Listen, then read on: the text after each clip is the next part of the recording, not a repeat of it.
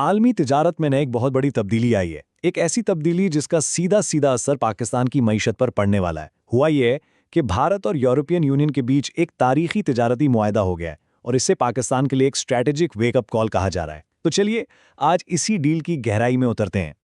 अच्छा, इस डील को बनाने वालों ने इसका नाम भी कोई मामूली नहीं रखा। इसे कहा गया है दी मदर ऑफ ऑल डील्स, यानी तमाम मुआहदों की माँ।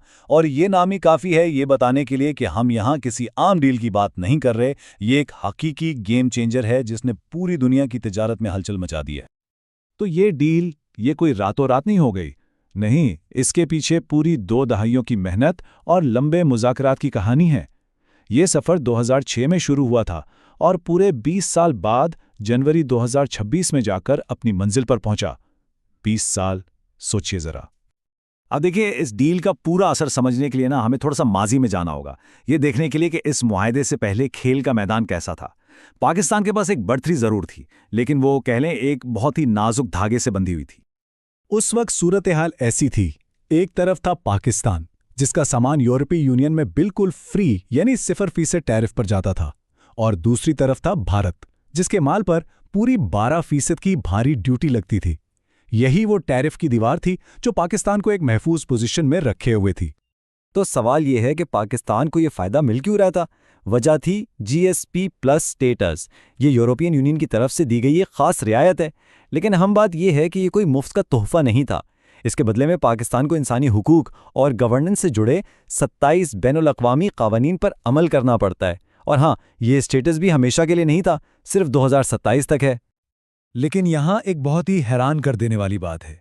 12% ड्यूटी की इतनी बड़ी रुकावट के बावजूद भारत फिर भी पाकिस्तान के बिल्कुल पीछे खड़ा था। पाकिस्तान की टेक्सटाइल एक्सपोर्ट्स अगर 6.2 अरब डॉलर थीं, तो भारत की 5.6 अरब डॉलर पर थीं। मतलब मुकाबला तो पहले ही कांटे का चल रहा था। तो इससे क्या साबित होता है? बिल्कुल साफ, पाकिस्तान की जो बढ़तरी थी वो उसकी अपनी अंदरूनी माशी ताकत नहीं थी। वो तो बस टैरिफ की उस दीवार का सहारा था। एक मसनूई फायदा, एक ऐसा गुब्बारा जिसे कभी ना कभी तो फटना ही था। और फिर वो दिन आ गया जिसने सब कुछ बदल दिया। भारत और यूरोपीय यूनियन की डील ने आते ही पूरा खेल पलट कर रख दिया। अब कोई दीवार नहीं बची, कोई सहारा नहीं। अब मुकाबला है आमने सामने का। इस नए मुआहदे ने क्या किया? इसने 96% भारतीय मसनूआत पर से वो 12% की ड्यूटी एकदम से हटा दी। बस एक झटके में वो दीवार जो पाकिस्तान को बचा रही थी, रेत की तरह बह गई। और ये है आज की नई हकीकत। पाकिस्तान 0% टैरिफ, भारत 0% टैरिफ, दोनों बराबर की सतह पर। अब असली मुकाबला शुरू होगा। अब कुछ लोग सोचेंगे, इसमें खतरे की क्या बात है? दोनों बराबर हो गए तो ठीक है ना? लेकिन नहीं, असल मसला ही रही है, क्योंकि अब मुकाबला रियायत का नहीं, ताकत का है, यानी अंदरूनी माशी मजबूती का। और यहां भारत के पास कुछ बुनियादी ताकतें हैं जो पाकिस्तान के लिए एक बहुत बड़ा चैलेंज है। भारत की माशी मशीनरी कई वजूहात से ज्यादा मजबूत है, जैसे कि वहां तवानाई सस्ती है, उनकी फैक्ट्रियां बहुत बड़े पैमाने पर प्रोडक्शन करती हैं जिससे लागत कम आती है।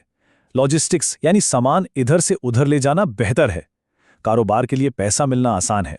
ये सब चीजें मिलकर भारत को एक बहुत सख्त मुद्दे मुकाबिल बनाती हैं। लेकिन इन सब में अगर एक सबसे बड़ी वजह देखी जाए तो वो है तवानाई की कीमत। पाकिस्तान में महंगी बिजली और गैस की वजह से किसी भी चीज को बनाने की लागत ही ज्यादा है। और ये तो सीधी सी बात है, जब कोई चीज बनी महंगी रही है तो उसे आलमी बाजार में सस्ता कैसे बेचा जाएगा? मुकाबला तो वही मुश्किल हो जाता है। तो इस नए और बड़े चैलेंज के सामने पाकिस्तान की तरफ से क्या रद्द-ए-अमल आ रहा है? वहां की इंडस्ट्री, वहां के बिजनेस लीडर्स, वो अपनी हुकूमत से क्या मांग रहे हैं?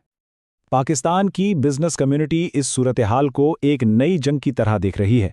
उनका कहना है कि चैलेंज अब फौजी मिहाज से माशी मिहाज पर मुंतकिल हो गया है। हमें माशी जंगी बुनियादों पर काम करने की ज़रूरत है।